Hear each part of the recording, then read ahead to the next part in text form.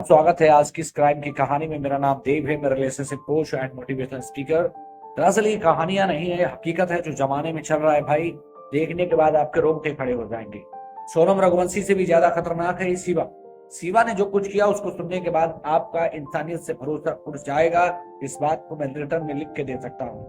जमाने की रफ्तार इतनी खराब है कि आपको यह पहचानना मुश्किल हो रहा है कि कौन सही है और कौन गलत है।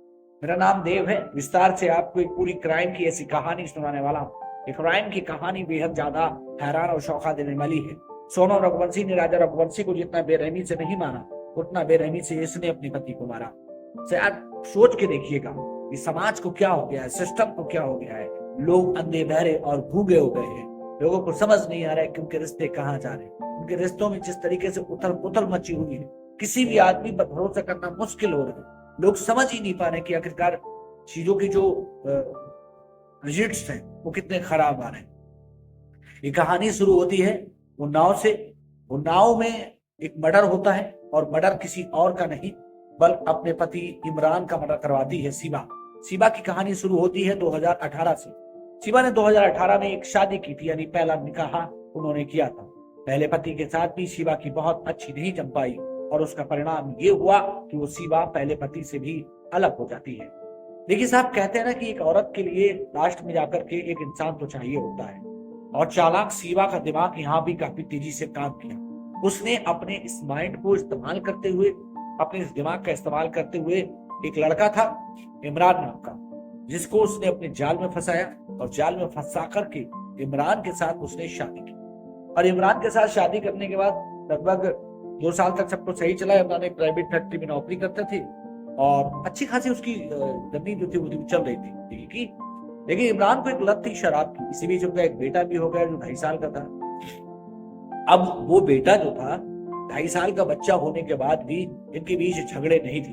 पहले वाले पति से तो झगड़े विवाद होते थे, इसलिए डिवोर्स ले लिया, यानी तलाक हो गया, दोनों खुशी खुशी अलग हो गए। लेकिन इमरान जो था वो इनको इतनी आसानी से छोड़ने वाला नहीं। अब इससे हार आकर के, तंग आकर के 2024 के आसपास ये अपने मायके चली जाती है। मायके चले जाने के बाद वहां एक नई कहानी का जन्म होता है। वो कहानी ही इमरान की मर्डर की पूरी एक हिस्ट्री बनेगी। विस्तार से समझिए और जानिए। शिवा अपने मायके चली जाती है और मायके जाकर के रहने लगती है। मायके में रह रही शिवा का अपने ही पड़ोस में रहने वाले फरमान से बातचीत किसी मार्केट में मिलना जुलना हो गया, क्योंकि फरमान सऊदी से आया था और फरमान के पास पैसा था, दौलत थी, शोहरत थी। और फरमान जो था वो पैसा तो उसके पास था ही, साथ ही इमरान से बेहतर उसको फरमान अब लगने लगा। इस लड़की ने पहले एक इंसान को छोड़ा, अब वो दूसरे को भी छोड़ने का प्लान शायद तैयार कर रही थी। लेकिन ये इतना आसान नहीं था। फरमान थोड़े दिन के लिए आया था और थोड़े दिन के बाद फरमान को फिर वापस वही जाना था जहाँ वो काम धंधा करता था। और इमरान इधर ही रिक्शा चलाने का काम करता था, शराब पीता था, कभी झगड़े होते थे। ऐसा मतलब कुछ उनके बीच में था। ये सब कुछ चल रहा था कि चलो मतलब चलने दो इसका। अब आप सोचिए कि एक इंसान कितना ज्यादा गिर सकता है, कितना ज्यादा बेकार हो सकता है, कितना ज्यादा दरिंदा हो सकता है कि कोई आदमी किस तरीके से एक बेरहम होकर के प्लान बना लेता है और अपने ही पति को निपटाने की एक साजिश रची जाती है। दुबई चला जाता है, लेकिन इमरान से छुप छुप कर जो शिवा थी वो बातचीत करती रहती है। किससे? फरमान। फरमान से शिवा की बातचीत हो रही थी और फरमान के साथ शिवा का जो रिश्ता था वो जारी था। इसी बीच फरमान अपने दोस्त रफीक के साथ वापस फिर इंडिया लौट के आता है। इस बार उसने शिवा से मिलना जुलना भी चालू कर दिया था। शिवा के साथ उसकी बातचीत होने लगी, शिवा के साथ उसका रिश्ता जारी हो गया। इसकी जानकारी इमरान को किसी ने दे दी। अब इमरान की और शिवा की इस बात पे लड़ाई झगड़ा हो गया कि भाई तुम उस लड़के से क्यों मिलती हो, उस लड़के के साथ तुम्हारा क्या संबंध है, उस लड़के के साथ तुम्हारा क्या रिश्ता है। और ये जाए एक हस्बैंड वाइफ के बीच में यदि कोई तीसरा एंट्री लेता है तो फिर चीजें खराब होती। और उसका ये जीता जागता नमूना था, जीता जागता उदाहरण था कि भाई हमारे बीच में कोई तीसरा कैसे आ गया। शिवा की पहली एक शादी खराब हो रखी थी, दूसरी शादी वो खुद खराब करना चाहती थी। अब वो ससुराल फिर वापस आ गई कंजन खेड़ा। मतलब जो शिवा थी उसको ऐसा लगने लगा कि मायके में ज्यादा तमाशा ना बने, बेहतर है कि ससुराल चले।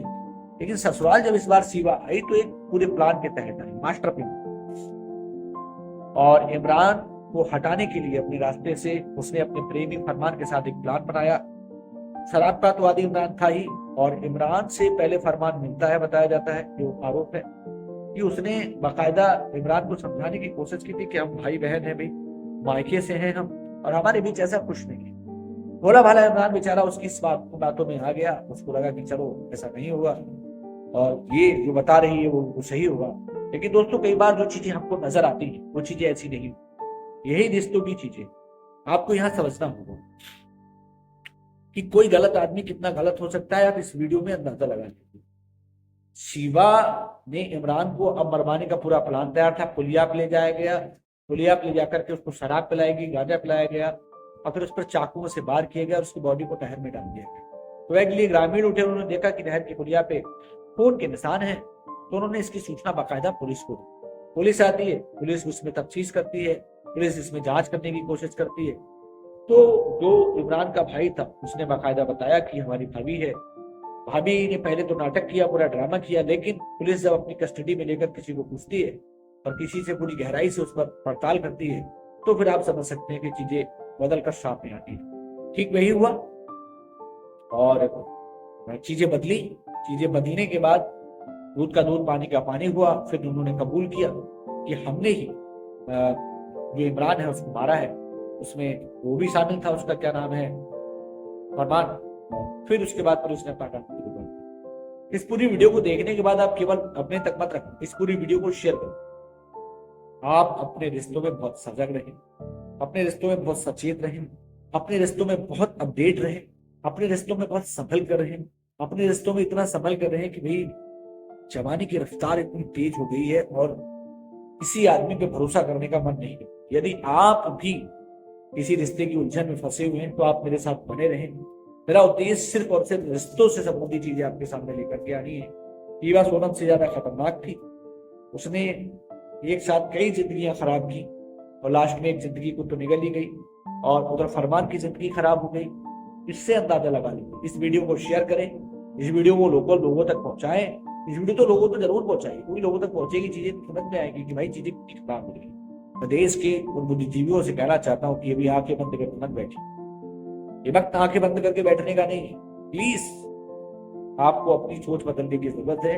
समाज का हाल बड़ा खराब है, इस खराब हाल के बीच में आपको संभालने की जरूरत है और खुद समझने की जरूरत है, क्योंकि चीजें इतनी खराब होती जा रही है, चीजें इतनी ज्यादा नाजुक होती जा रही है कि बच्चों में संस्कार की कमी, किसी के साथ कुछ भी हो जा रहा है। तो ऐसे में आप क्या सोचते हैं, अपनी राय जरूर दीजिए और वीडियो को शेयर करना ना भूलें। यदि आपको मेरी वीडियोस पसंद आती है तो आप लाइक करें, शेयर करें, कमेंट करें और हाँ, अपने रिश्ते जरूर बचाएं।